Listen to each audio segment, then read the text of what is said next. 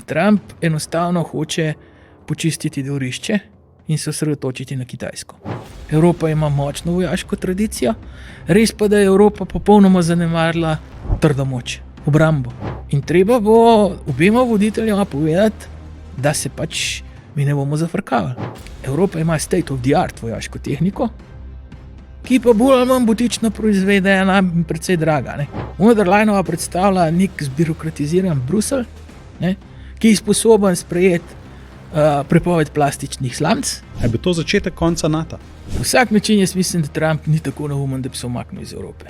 Tukaj bo Nemčija morala prevzeti, verjetno bo nemški kancler moral prevzeti vodilno vlogo tistega, ki bo zastopal Evropo. Ne smejo ponoviti napake Trumpa. Mi moramo Ukrajince upoštevati. Jaz ti povem nekaj.